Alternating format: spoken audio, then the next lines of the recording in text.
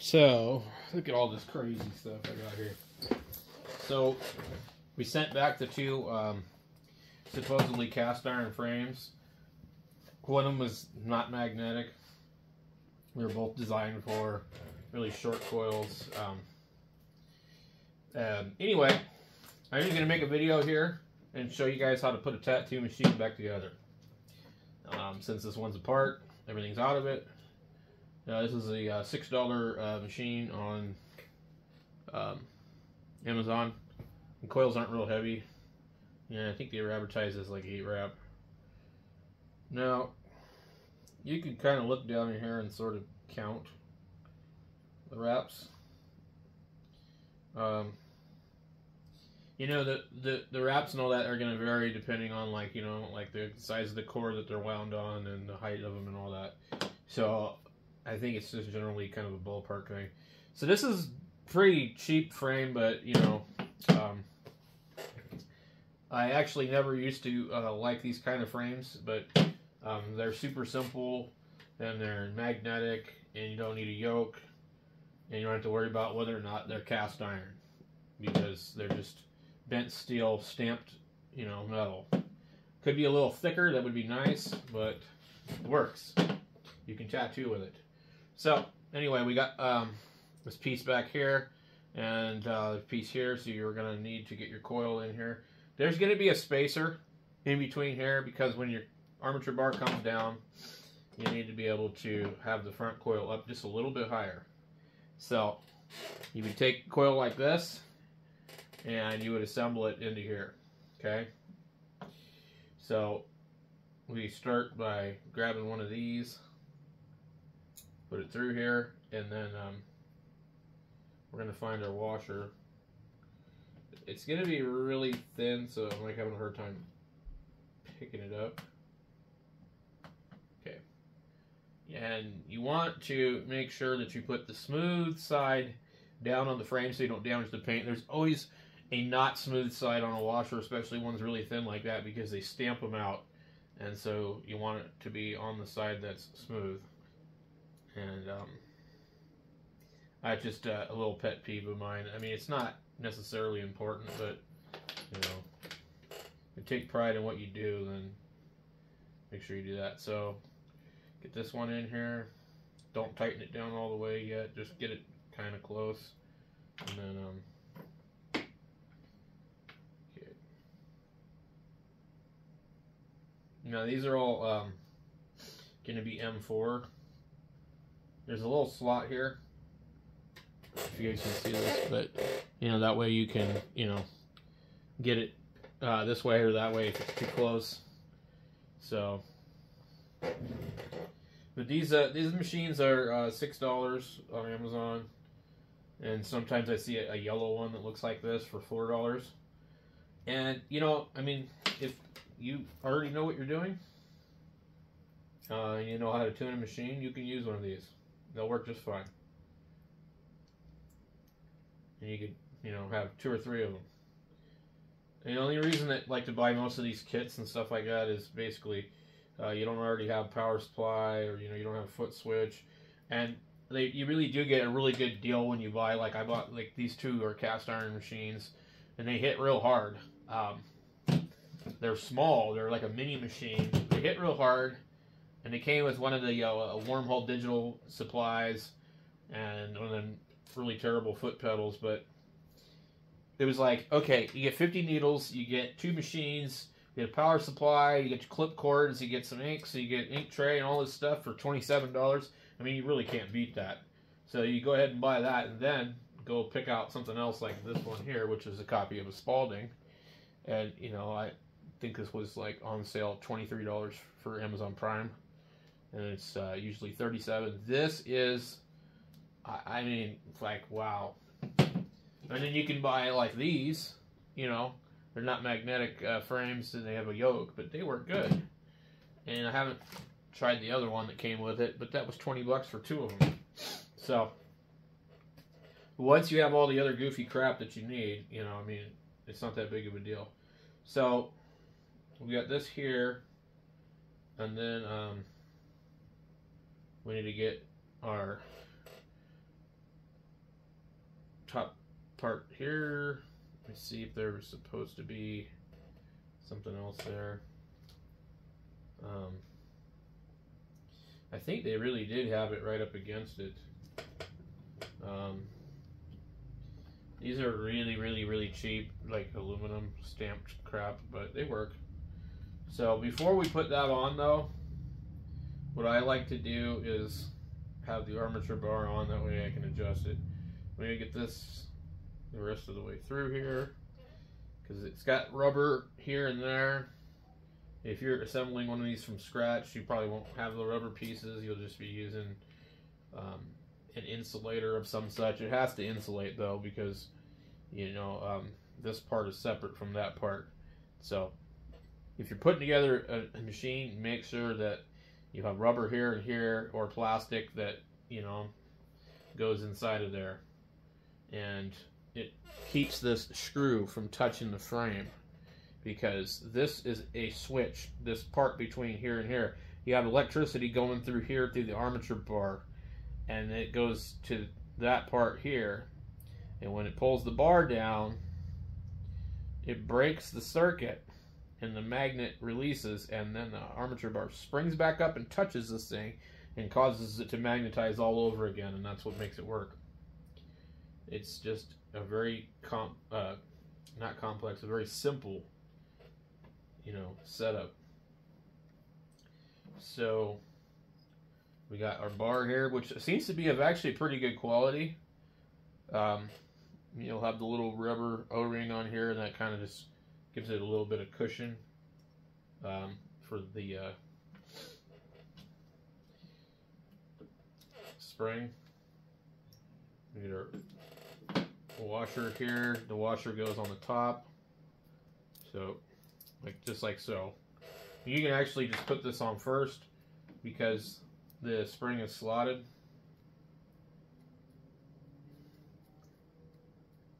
Now, when you order these blank frames and stuff, a lot of times these things aren't threaded well. And the ones I sent back, that was an issue with them too. Sometimes you need to come forward or backward. They don't want to always be all the way back. I don't remember how this one was set, but I like to hang it off of the back coil just a hair. So, but with this one, I'm just going to go ahead and tighten it down most of the way. And once I have it running, I'll adjust it later. You know, center it up with your coils so that the coils completely touch the top on both sides.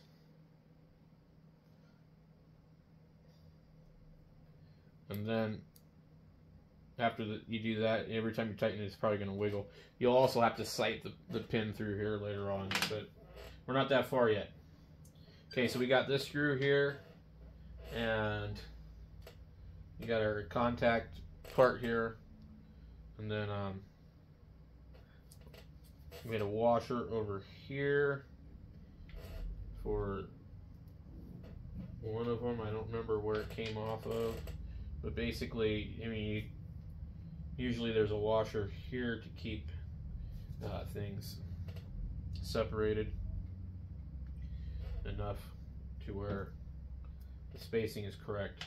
It's if this doesn't line up with the spring, you'll have to add washers or subtract washers.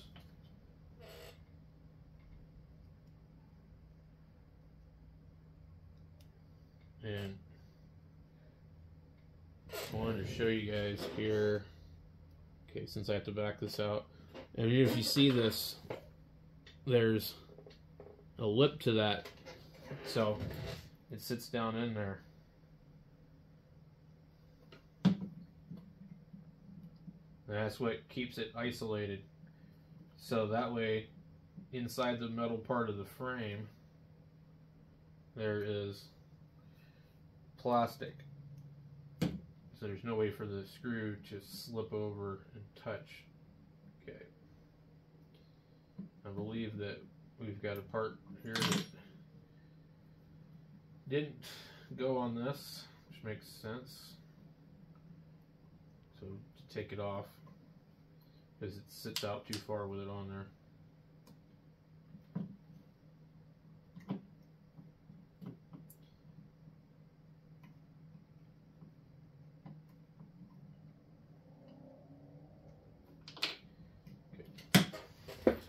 Let me show you guys, because I've been asked about this before.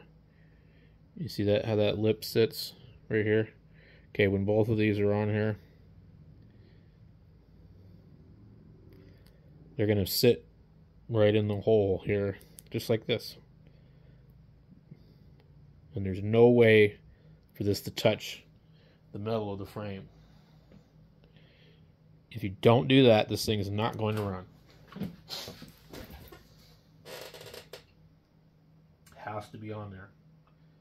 Can't just put a bolt or a screw through there. It's just not going to work it, because you cannot electrically be touching this part of the frame.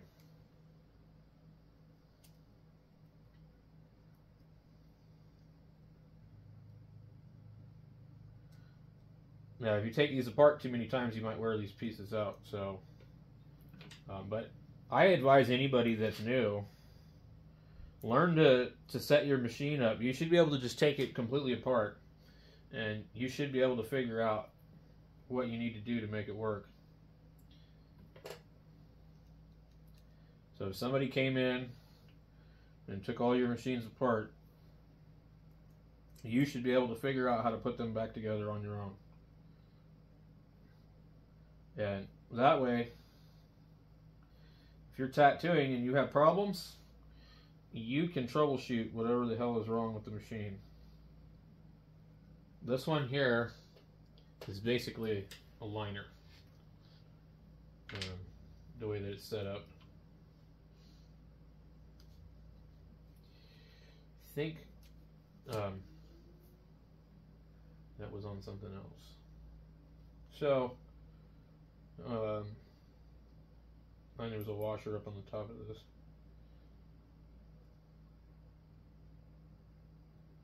I might be wrong. And when you line this up, you got to make sure that the hole is in a spot where your clip cord is going to be able to sit.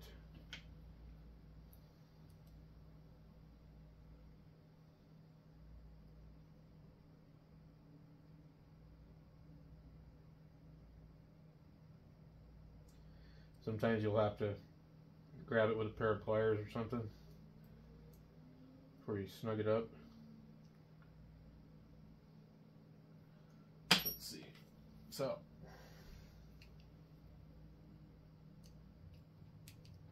okay, that'll work. Now, I think, so basically, got everything on here.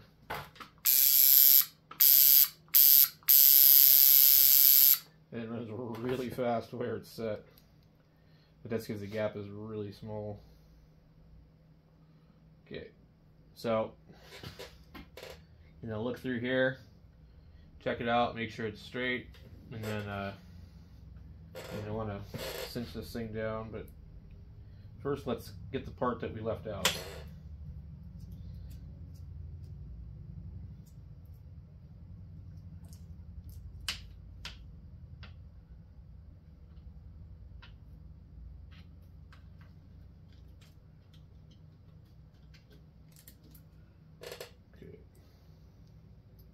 And as you see here, the clip cord sits here, so it makes contact with this washer, and this washer touches the spring. So basically, a lot of these guys don't know what the hell they're talking about, and they say, oh well, a brass machine, it works better because it's got more conductivity. The electricity does not travel anywhere through the frame at all whatsoever, except for this little spot from here to that washer into this. It doesn't go through the frame here. It doesn't go up into there. It's all like people don't know what the hell they're talking about. Your clip cord goes in here. This is insulated just like that is. And the wire goes from here into your capacitor, okay? You go down in here, and let's see if you can see it. So it goes into the capacitor, into the coil, and then the other end of the capacitor goes up here to your contact point, and then the other end of the wire comes down here. So basically, when this is connected, you're sending electricity through here to the coil.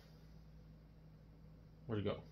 I'm sorry, to the coil at the bottom of the first coil, through the capacitor, up to here, down into that coil, and the other side of it is fed through here to there. I'm probably confusing everybody, but anyway, this is your switch. Every time this opens, it switches on and off, on and off. So if that was the case, they would make the springs out of something else, you know. I mean, the conductivity of the frame is not important.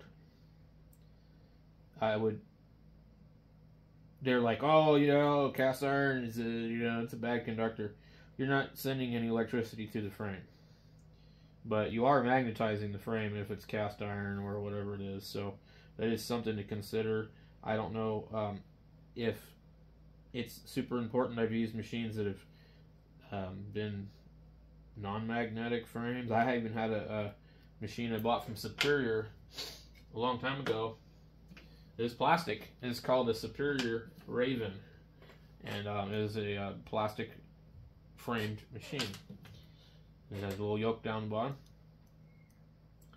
Didn't work great, but it didn't work bad. And I had it for a long time until somebody stole it. So I think this coil has a little notch here, so it's supposed to be rotated. Let's get it rotated. So we'll rotate it to where you see the notch.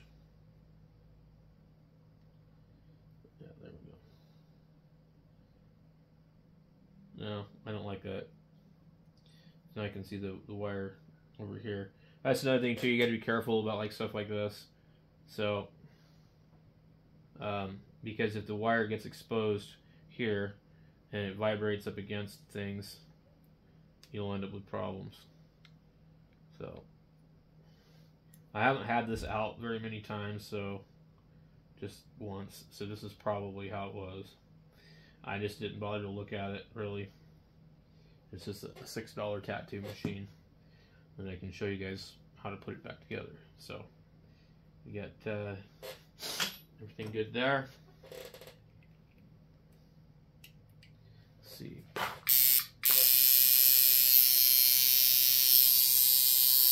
A little fast for a liner, but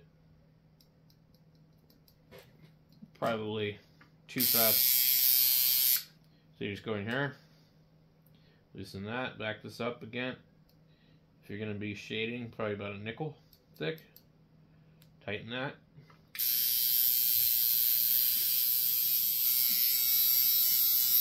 And you got to remember,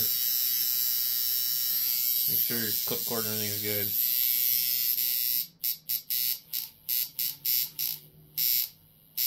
So it doesn't hit very hard at all. So this is pretty soft, so it probably would be good for shading. Anyway, there you go.